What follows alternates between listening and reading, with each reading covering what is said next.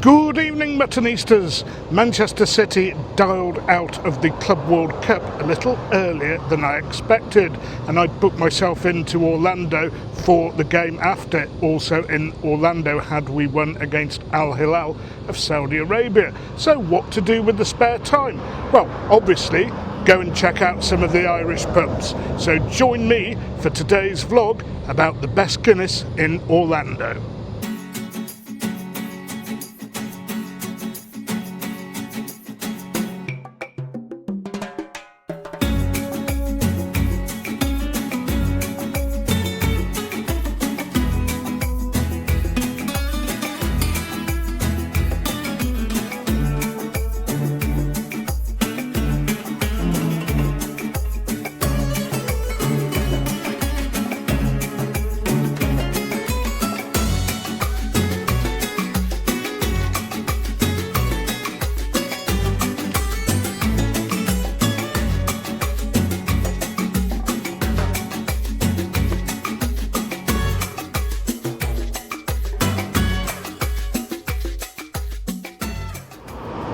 As always, Muttonistas, if I'm in a place I don't know, it cannot be definitive. I have to go on the places that you, the Muttonistas, tell me to go to. And of course, when I announced I was going on a little trip trawling around pubs to try and find the best pints, a flood of new recommendations came in. So I'm going to stick to what I've actually been told by you all in the first place and start off with the Cladder Cottage. A little bit far away from the other pubs, seems like it's nearly a residential area, but Orlando is pretty well spread out. Now, I have to say that this is one of the pubs which I didn't get a response to. The first two in this video, I didn't get any response when I reached out to them quite some time ago in one case. So let's hope that they don't have a problem with me filming. I'm not going to film the walk-in because I've not told them I'm coming, but I'll try and discreetly review a pint.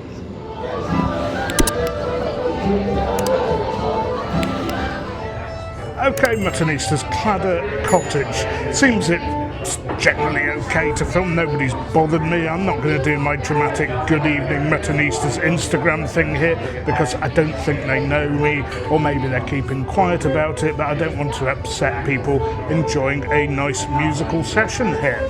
And the pint itself looks pretty good. Popular pub with you, the Muttonistas, probably I think actually the most requested, this one. Plenty of punters here on the Guinness, so it should be okay. Good head, good temperature.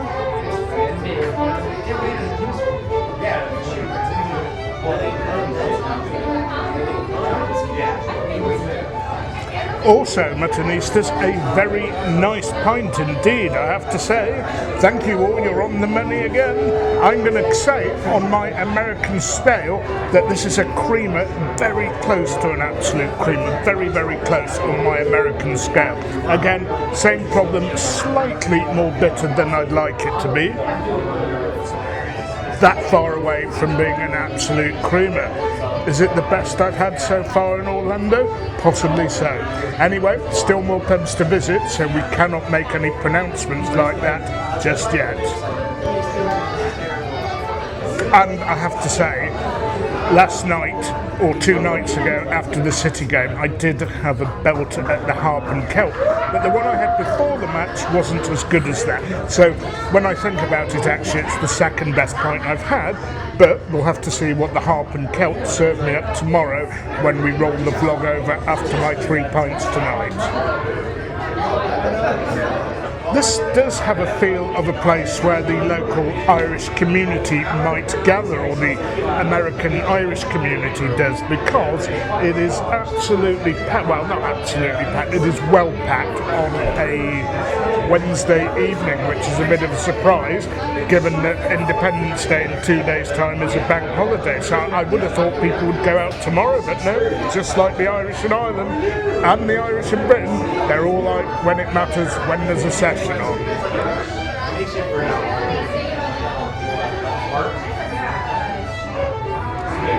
Anyway, Muttonistas, I am going to finish this beautiful pint and head off to venue 2, the Fiddler's Green. I've just been told it might be a bit studenty. I guess the students aren't there. Will anybody be there? Well, some of you recommended it, so I'm hoping it's another good one.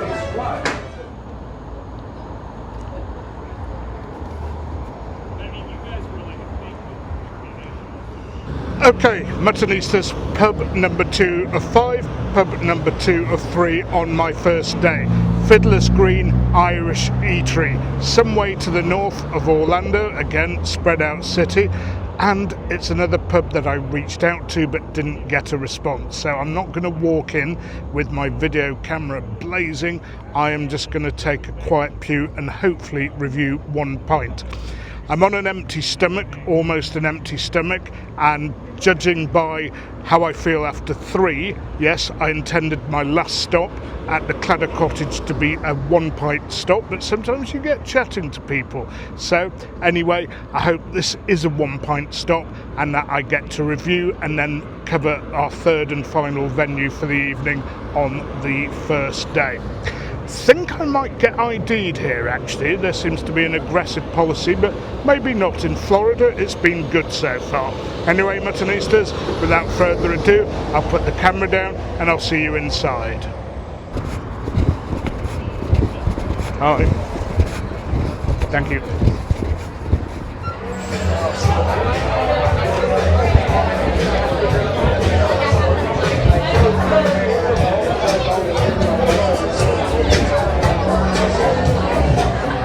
Okay, Muttonistas, as was explained before, a bit of a student bar. Fortunately, the barman recognised me, couldn't get in contact through social media. I believe the owner is in Ireland and, of course, probably is Irish, but a good-looking pint. This definitely feels like a 20-ounce Imperial pint, glad to report. And in terms of the clientele here, it is a younger crowd, so maybe students in the United States don't travel quite as far away from home as we do in Britain. And while I'm leaving this to settle, one thing I'd say is that the fittings here are wonderful. You've got a very quiet room to the back, you've got a bar full of wooden panelling, so I'm hoping the Guinness lives up to the magnificent interior of this pub. I'd say the Cladder Cottage with its Irish trad sessions, as opposed to here more modern music, is somewhere where I can meet people and spend a while having pints or extra pints, that 2 more than I'd bargained for. Anyway, let's have a look at this one. It looks pretty good. We also have to take a quick look at the head. Looks like a good head, poured magnificently by the barman who recognised me, but it's all about the taste. I always say, Muttonistas, you can tell a bad pint from looking at it, but you can't tell a good pint.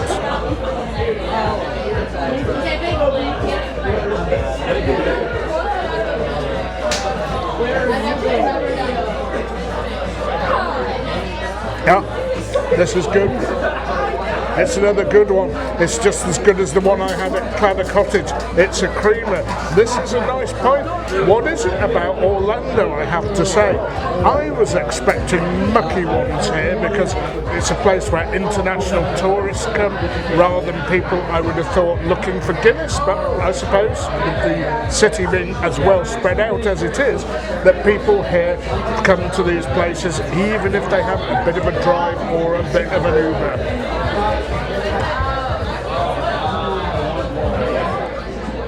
Thankfully, the barman turned down the music for me because it would have been too loud to block, and I suspect that most of the customers haven't noticed that it's been turned down, and I'll be pretty swift with this review so that the customers can enjoy the music once again.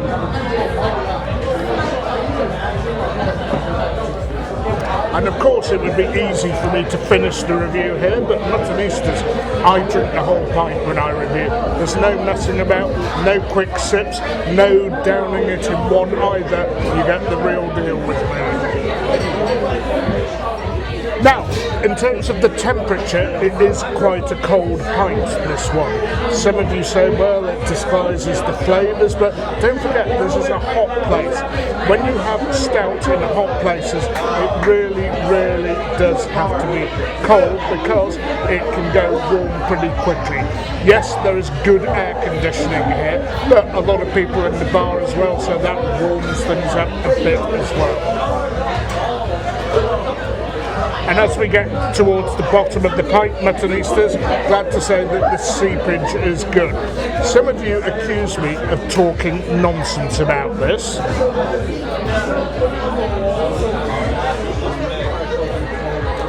But when you take a sip halfway or further down the pint, you want that black liquid that you don't actually get into your mouth to seep through the head. And if you think I'm talking bollocks here, try a pint where the head separates halfway down the pint and you'll know what I'm talking about. Anyway, Muttonistas, I'm going to polish this delicious pint off and we'll be off to the third and final pub of evening one of my Orlando review, the Castle. Went there before for the Man City game, it was my featured pub. Loved what I got there. Let's hope on another evening it'll be just as good, just as tasty. Okay, finally, Muttonistas, pub 3 of night 1, the Castle. I was here before to cover the Juventus against City game and brought you the game from here before.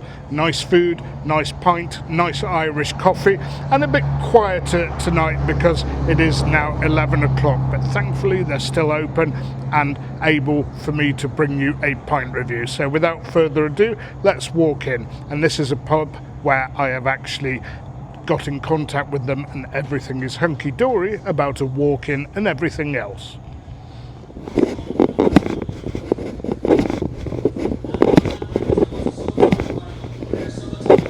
Hi.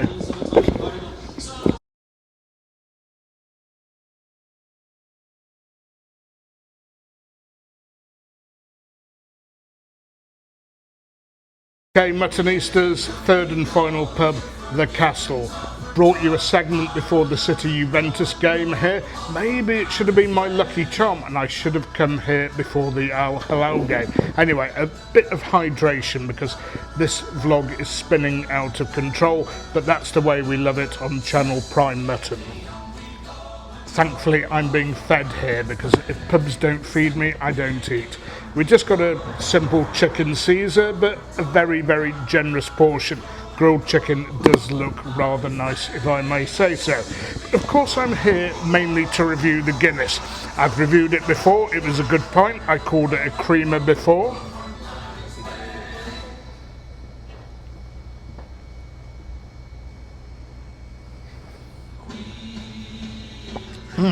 And a creamer, I'll call it again. It is a really, really good pint here at the Castle. Anyway, I'll give you a little taster of the food and then sign off for the day because I have to say it's turned into an unnecessarily heavy one. Okay, there we go, Muttonistas. That was not intentional, but it happened. Just one slurp, everybody saw it, and I think that's a decent effort. Okay, as I say, Muttonistas, not necessary to split the G. It's a bit of fun. Get through the white head into the black liquid and mutton's your uncle. Okay, let's give the salad a bit of a whirl. I could have had a reheated Irish stew, which probably would have showcased the pub a bit better, but a lot of the punters and the management reckon that they have a great Irish stew. Anyway, this is always quite a nice dish. With charred grilled chicken. And not a bad match, I suspect, with the Guinness. Let's give it a go.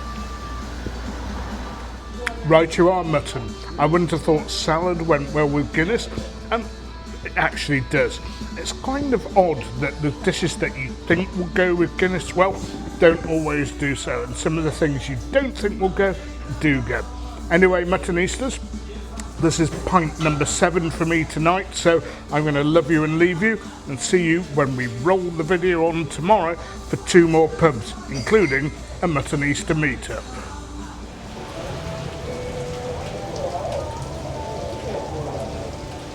Okay, Muttonistas, yet another thunderstorm in Orlando. Seems like there's one almost every other day here.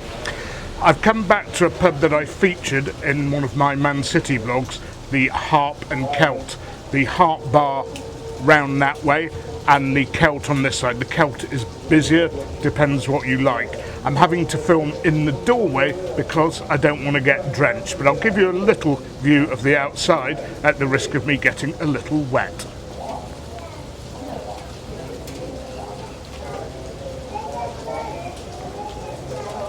And over to the harp.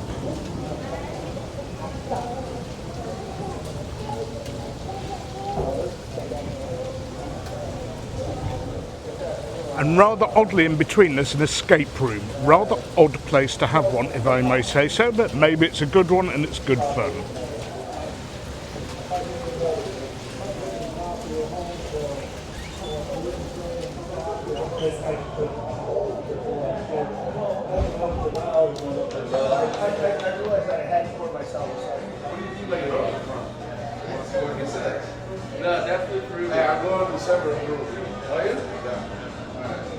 Right, Muttonistas, back at the Harp and Celt, as I said, 2 bars split by an escape room.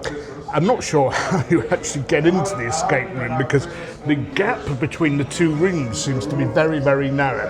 Anyway, that's irrelevant to us Muttonistas, it's all about the Guinness.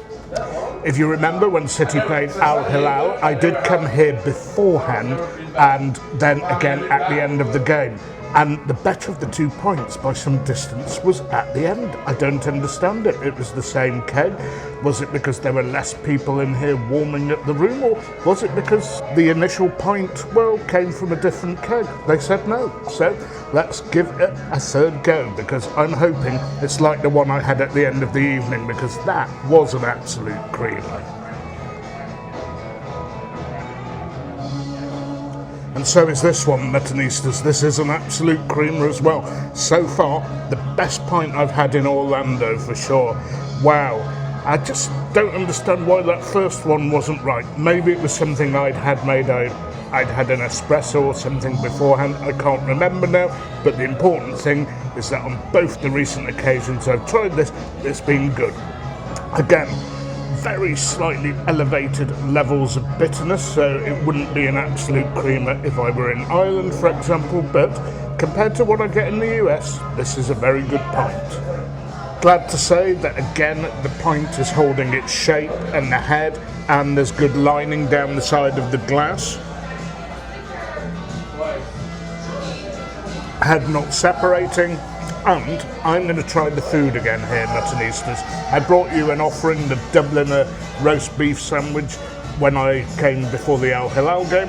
I thought, well, why not try one of their other offerings, since all I've had today is a croissant and a Kit Kat, and we're talking about it being 7 o'clock this evening. So I'm going to try a corned beef sandwich this time with pub chips again. Maybe I should have had fries, but I like the pub chips usually. And we'll see how that goes. And we'll see whether it pairs with this. It has a tangy barbecue sauce, so I have a feeling it probably won't. But then again, Guinness doesn't pair well with many foods. Okay. I didn't quite understand what they meant by pub chips, but there we go. So yes, when I was here before, I actually had chips, meaning chips, and I was trying to explain that I didn't want crisps. It doesn't matter so much. Maybe I should have just gone for the regular fries, but I do prefer the fat chips, like, well, what I think are pub chips anyway, but these are okay. And the sandwich itself, corned beef with coleslaw and barbecued sauce. And corned beef here in the States is just totally different to what I thought it would be. Because in Britain, if you go for corned beef, it's that stuff that you often get from a tin.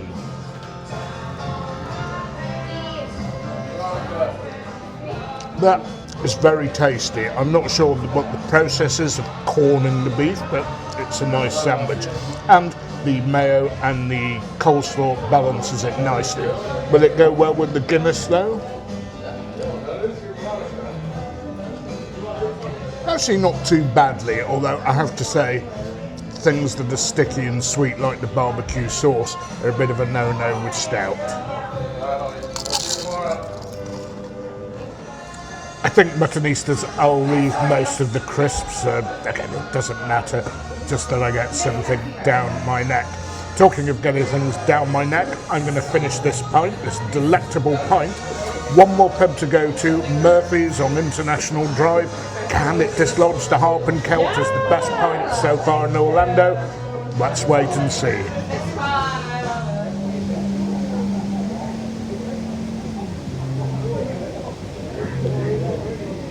Okay, Muttonistas, second pub of day 2, final pub of the vlog, Murphy's Irish Pub. Now this pub is some way from the other pubs I visited on International Drive near all the theme parks. It hasn't stopped raining all day, so let's hope in the final pub of the day that it rains creamers for me and quite a few City fans who are here because this is the official Man City pub in Orlando.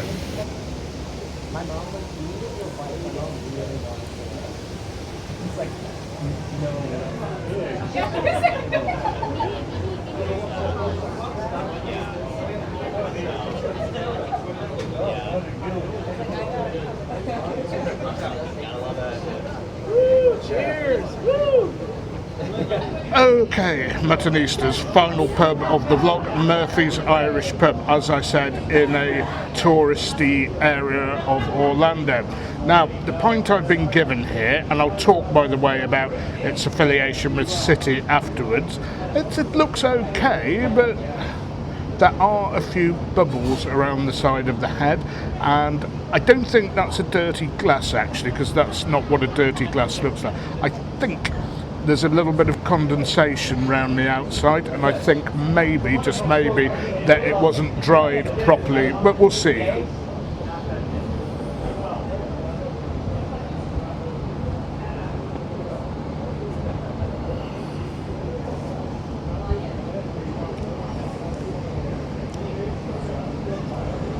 Yeah, the pint's better than it looks. It's a pretty solid pint, this one is. It is very, very cold, so I'm going to wait a bit until I assess the pint fully, because I got a very, very cold mouthful of beer there, so I'll wait till I'm a little bit further down the pint before I give my assessment. Okay, so as I look at the glass, it reminds me of something I had in Waterford. I'm going to see if I can get a fresh pint to review, because somebody hasn't dried that glass properly. So let's do that rather than me giving an average or poor review, which the pint doesn't necessarily deserve.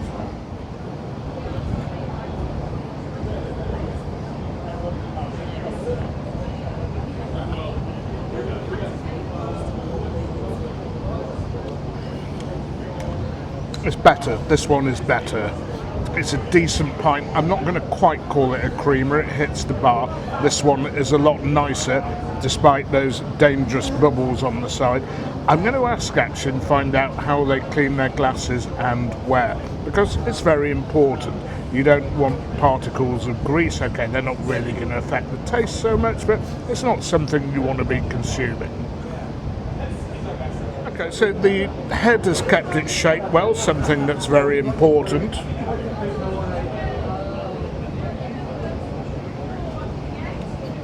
The taste is reasonable, I have to say that. Very, very cold. But again, I can't quite call this a creamer. It's a good, solid pint, but I'm afraid I can't call it more than that. You know, Muttonistas, I give honest reviews. Now this pub is the Orlando Supporters Club, or City Supporters Club branch base in Orlando. A bit far away, but they did run free buses, I believe, from the pub to the stadium and back. And it does seem a lot of City fans were staying out in this area, and I have seen photos of them going to the resorts, enjoying all the theme parks and so on and so forth, so maybe a conveniently placed pub for all that. Anyway, Muttonistas, I'll be back with you with my final thoughts on the pint. Okay, Muttonistas, third time lucky. Hopefully, I've rejected the second pint and this looks a lot better. This doesn't have the problems of the bubbles around the side of the head. Let's hope this one is a good representation of what Murphy's can serve.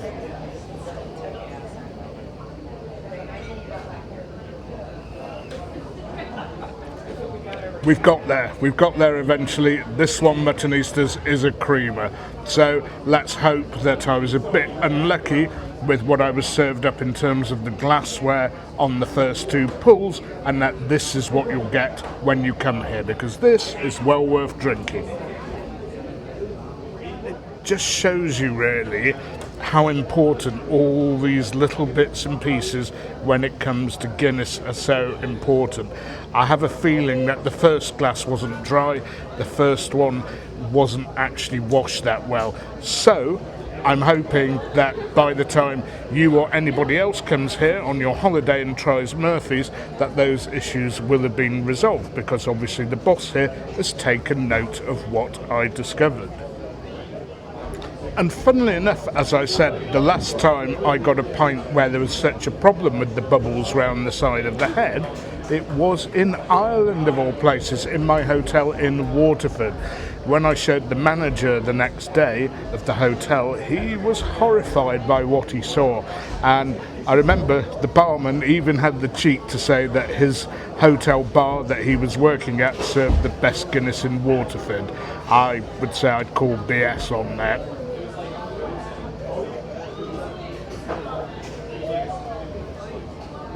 Anyway, Muttonistas, finally we got a good pint here at Murphy's, so if it's like this, you'll love it here. Lots of stuff to come from the United States, but in the meantime, I'm going to have to love you and leave you. Please remember, as always, to keep liking, keep sharing, keep subscribing, but most of all, don't forget, you can't beat a bit of mutton.